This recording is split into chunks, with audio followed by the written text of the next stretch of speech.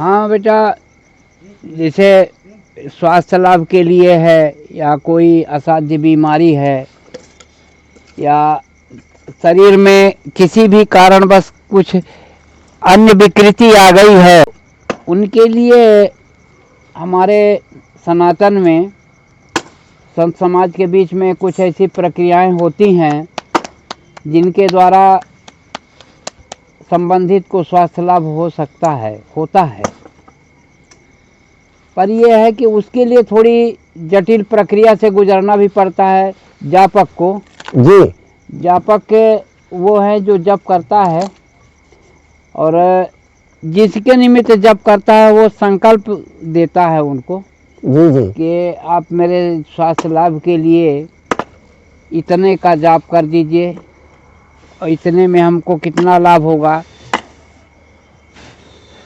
जी जी उसको पूरी प्रक्रिया पूर्ण करने के बाद फिर उनको बता दिया जाता है, जिनको जाप करवाना है उनको बताया जाता है कि भैया घी का दीपक जलेगा 9 दिन, 15 दिन, 21 दिन, 41 दिन, जितने दिन का जाप आप करवा रहे हैं तो उसकी गणना होती है। और उसी के बाद उनमें घी का दीपक जलता है, और उसके साथ साथ 4-6 संत बैठते हैं जप करने के लिए। उनका सबका फलाहार, उनके लिए वस्त्र, कम से कम एक वस्त्र उनको जाप के टाइम के लिए, और पूजन की व्यवस्था फलाहार में रहते हैं सब संत लोग। और उसके बाद वो भगवान को निमित्त मान के संकल्प लेते हैं कि हमारे आश्रित को प्रभु स्वास्थ्य लाभ जरूर हो, जल्दी हो। उस संकल्प के साथ वो जप करते हैं, और जैसे उनका जप शुरू होता है तो 1-2 दिन में, 3 दिन में जप का असर संबंधित के शरीर पर दिखने लगता है। और जब इनका जप संपन्न हो जाता है तो जब संपन्न होने के बाद किसी भी रूप में हो, उनका पूर्णाहुति हवन, और हवनोपरांत जो अन्य प्रक्रियाएं होती हैं जैसे भंडारा है, ब्राह्मण भोजन है, तर्पण है, मार्जन है, ये सब संपन्न करवा लेना चाहिए अपने समक्ष, और पूर्ण रूपेण स्वास्थ्य लाभ करके अपना आराम से सुख चैन से रहें। और जो जापक है, जप करने वाले हैं, उस संतों को भी संतुष्ट कर दें। आपके पास जो भी है उस रूप में उनको संतुष्ट करें। जापक अगर संतुष्ट है आपसे, जप कर्म निवृत्त होने के बाद भी आपके स्वास्थ्य के प्रति सदैव वो प्रयासरत रहता है। भगवान से यही कहता है कि प्रभु हमारे आश्रितों को स्वास्थ्य लाभ जरूर रहे। भगवान, हम संतों का तो जीवन चल ही रहा है, पर उनका जीवन जरूर स्वस्थ रहे, ताकि सबकी निगाह आपके ऊपर रहे। भगवान, आपको सब जानने लगें, आपके सब निमित्त में रहें। महाराज जी, कितने दिन का कितने घंटे का जप रहता है आपका? ये दिन में अगर जप करते हैं तो इसकी 3 प्रक्रिया चलती हैं दिन में। प्रभात वेला में कम से कम 3 घंटे, आजकल ठंडी का समय है, 4 बजे भोर से स्नान करके संत लोग बैठते हैं। स्नान करेंगे, भजन पूजन अपना नैमित्तिक क्रियाकर्म करने के बाद वो समक्ष संबंधित देवता के समक्ष बैठ जाते हैं। ज्योत जलती रहती है, और उसके बाद वो तो 3 घंटे वो हो गया। फिर 3 घंटे उसके बाद जलपान लेंगे, बाल भोग, और उसके बाद दोपहर में फलाहार लेने के बाद जप करने के लिए बैठेंगे। उसके बाद उठेंगे, फलाहार लेंगे, चाय शाय जिसको जो पीना है वो अपना लेगा। उसके बाद वो फिर से बैठ जाएंगे प्रभात संध्या बेला में, तो 9 बजे रात तक वो जप करेंगे। तो कितने दिन महाराज जी जप करते हैं आप? अब ये जप का जितना संख्या होती है, जैसे 1 लाख 1 लक्ष्य जप करना है, जैसे देखिए 1 लक्ष्य नहीं होता, फिर 1.25 का ही होता है। 1.25 लाख? हाँ, 1.25 लाख जप होता है। और उसके बाद उसका दशांश हवन, दशांश तर्पण, दशांश मार्जन और उसका दशांश ब्राह्मण भोजन होता है। इस तरह से, इस प्रक्रिया से जब आदमी गुजर के और वो जप कर्म संपन्न करता है, वो 100 पैसे पूर्णतः जातक के ऊपर जिसके निमित्त किया जा रहा है उस पर पूरा असर डालता है, और जातक को चमत्कारिक सफलता में फायदा मिलता है। वो सोच ही नहीं पाता, समझ नहीं पाता कि हाँ क्या से क्या हो गया, सब कुछ फेल हो जाता है। महाराज जी, और इस तरह से ये प्रक्रिया पालन करने के लिए इस ठंडी के सीजन में दिक्कत तो साधु संतों को जरूर होती है, मगर संतों का जीवन परमार्थ के लिए ही होता है। संत अपने लिए भूखा रह जाता है, मगर उसके सामने अगर कोई भूखा दूसरा आ गया तो अपनी थाली उठा के उसको दे देता है। ये संत का जीवन होता है। और संतों के श्रीमुख से जब जाप और उनके हाथों से हवन होता है ना, तो भगवान को इतनी बड़ी संतुष्टि मिलती है, अग्निदेव को, वैश्वानर देव को, और स्वाहा माता ले जाके भगवान के पास उस चीज़ को पहुंचाती है हवि कि प्रभु ये संतों के द्वारा संपन्न किया गया है, आप इसको ग्रहण करें। भगवान दौड़ के सहर्ष ग्रहण करते हैं और शुभ आशीर्वाद देते हैं कि जिसके निमित्त ये किया गया वो पूर्णतः स्वस्थ हो जाए। तो 1.25 लाख महाराज जी राम नाम का जब आप कितने दिन में करवा लेते हैं? ये आज इस समय में ठंडी के सीजन में कम से कम हफ्ते भर तो लग ही जाएंगे।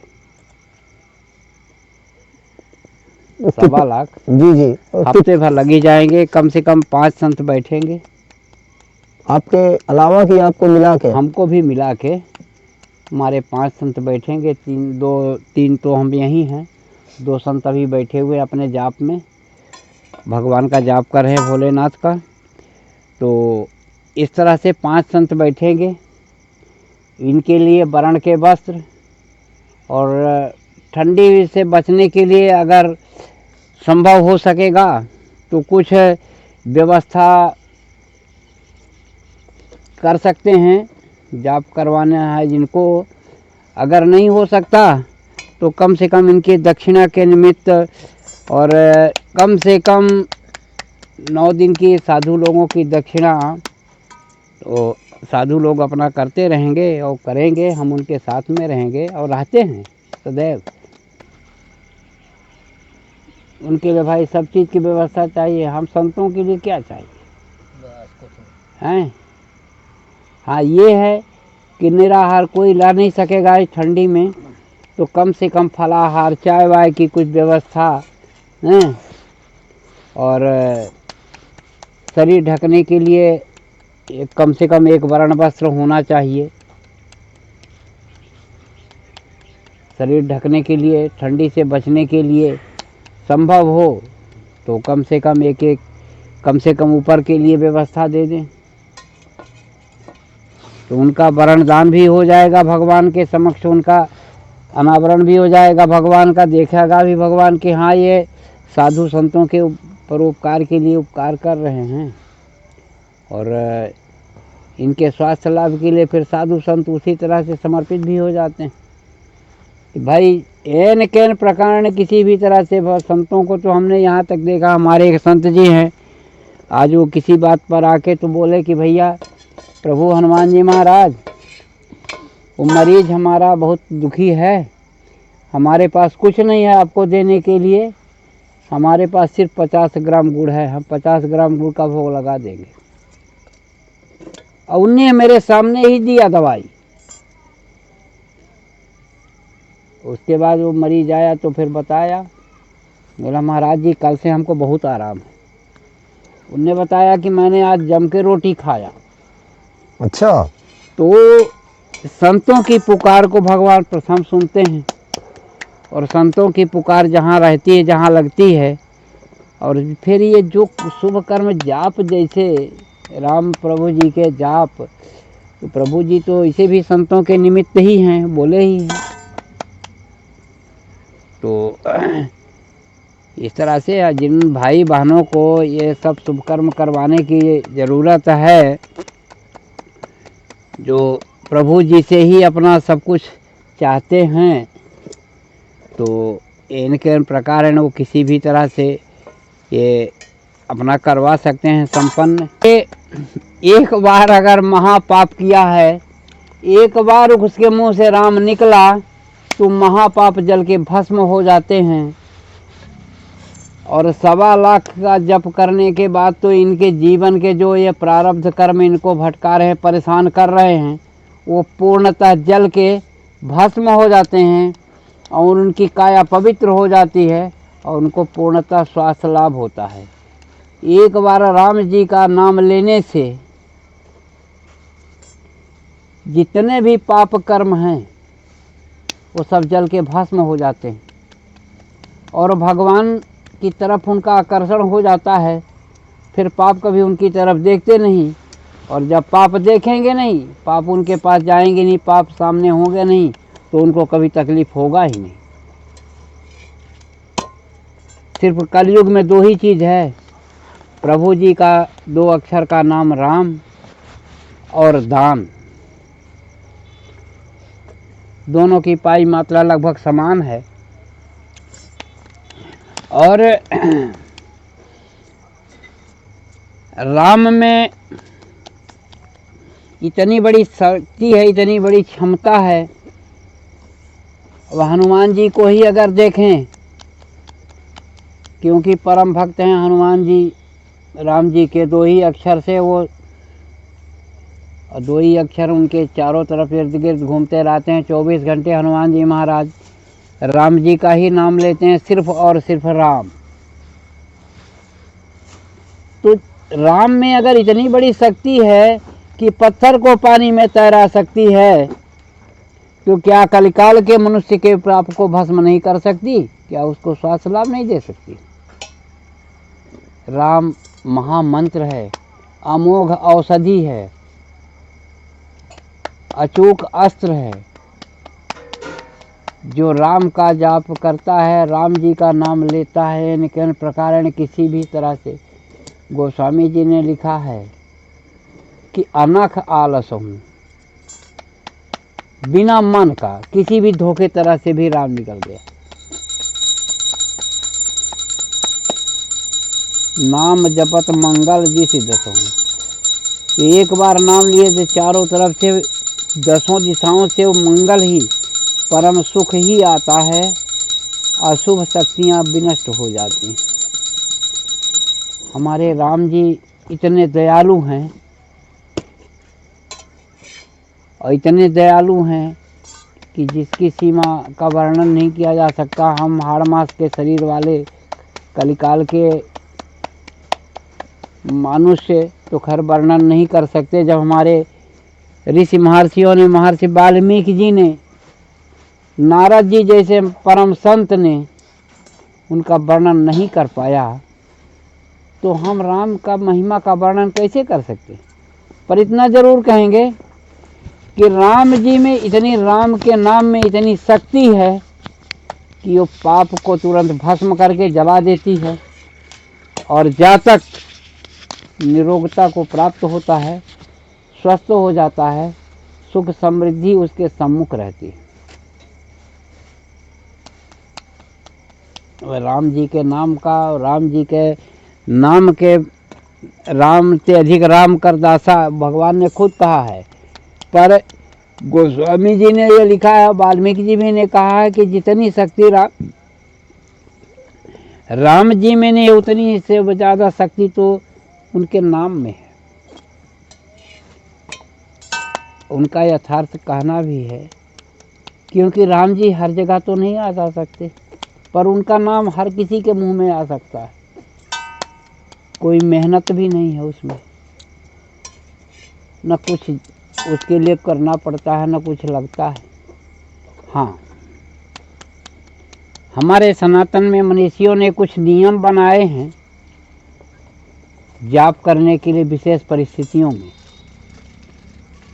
और उन्हीं नियमों के निमित्त हमने भी आपसे कहा कि कुछ प्रक्रियाएं होती हैं जिनके आधार पर स्वास्थ्य लाभ के लिए जापक जप करके आचार्य और संबंधित को आरोग्य लाभ पहुंचाता है। तो राम जी में अटूट शक्ति है, अमोघ शक्ति है। राम बाण है, औषधि है, राम जी का नाम।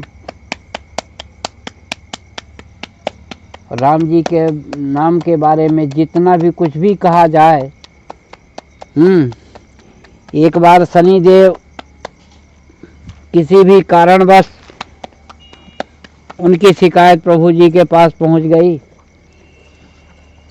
तो प्रभु जी ने कहा कि शनिदेव को आज ही उनके गुरु की निंदा कर दिया थे शनिदेव वशिष्ठ महाराज की। तो वशिष्ठ महाराज ने कहा कि तुम्हारे राजा होते हुए हमारी कोई निंदा कर दे, शनि जैसा।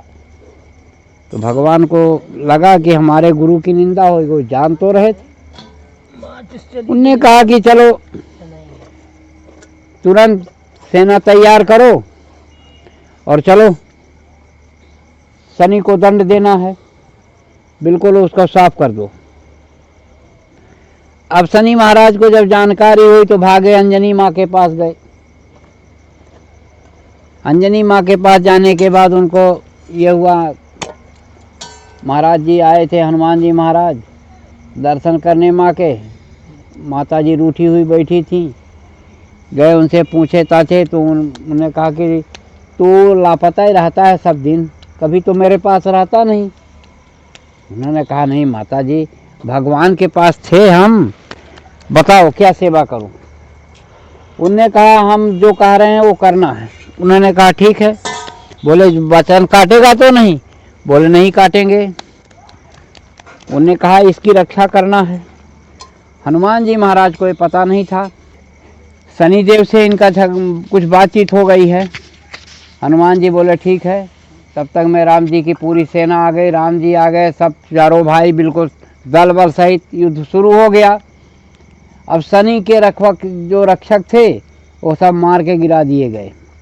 शनि हनुमान जी के पास आते थे, बाण लगते थे शरीर में और खट से जमीन में गिर जाते थे। अमोघ बाण जब उनका जमीन पर गिर गया तो उन्होंने कहा हनुमान, हाँ प्रभु, अरे हम बाण मारते तुम्हारे शरीर में नहीं लगता। हनुमान जी ने कहा प्रभु, जितनी शक्ति आप में नहीं उतनी आपके नाम में शक्ति है। ये आपका बाण हमारा कुछ नहीं बिगाड़ पाएगा, इसमें राम नाम गूंजा हुआ पूरे शरीर में राम है राम है। भगवान खुशी हुए और बोले कि हो गया, अब ये बात शांत है। हनुमान जी आए, बोले कि प्रभु अरे ये निर्दोष है, गलती अगर कर दिया तो इसको हम दंड दे देते हैं। अब ये जीवन पर्यंत जब भी रहेगा, ये धरती रहेगी, ये शनि नीचे दबा रहेगा। जो आपके दास का जो नाम ले लेगा ना, तो शनि सदैव दबा रहेगा। तो राम जी के नाम में इतनी बड़ी शक्ति है कि हनुमान जी महाराज के शरीर में बाण छू नहीं गए। और ये राम जी का, वाल्मीकि जी को देख लीजिए, मरा मरा कहते कहते ब्रह्म के समान हो गए। इतना प्रसन्न हुए प्रभु कि उनको अपने समान कर दिए। उस राम नाम के बारे में तो खैर कुछ कहा नहीं जा सकता। राम जी नर रूप में आए, पूर्ण अवतार थे वो। मनु शतरूपा महाराज के सामने भी उन्होंने कहा था कि मैं अपने समान पुत्र ढूंढने कहाँ जाऊं, मैं खुद आपका पुत्र बन के आऊँगा और मेरे साथ मेरी परम शक्ति सीता भी आएंगी, आपकी बहू बन के आएंगी। अब सीता मैया अवतरित हुई जनक जी के राज में। प्रभु जी अयोध्या जी में अब प्रकट हुए। अयोध्या जी से बारात गई, धनुष यज्ञ हुआ, प्रभु जी ने धनुष भंग किया और इसके बाद पाणी ग्रहण हुआ। सीता मैया वही मनु शतरूपा रूपी जो है दशरथ महाराज और कौशल्या माता, उनके समक्ष सीता माता आ गई बहू बन के। उन्हें अपने आदर्श को निभाया। तो हमारे राम जी तो इतने दयालु हैं कि अपने भक्त को निहाल कर देते हैं। उन राम जी के नाम का, राम जी के काम का और क्या क्या कहें उनके बारे में, जो कुछ भी कहें। सूरज को दीपक दिखाना है दिन में। आज कलयुगीन प्राणी उतना कुछ बोल नहीं सकता, उतना कुछ कह नहीं सकता, पर राम जी के नाम का आधार लेके वो सर्वे सर्वा रहता है। जिसके निमित्त कुछ भी करेगा वो जरूर संपन्न होगा, सफल होगा। और स्वास्थ्य लाभ के लिए किसी भी रूप में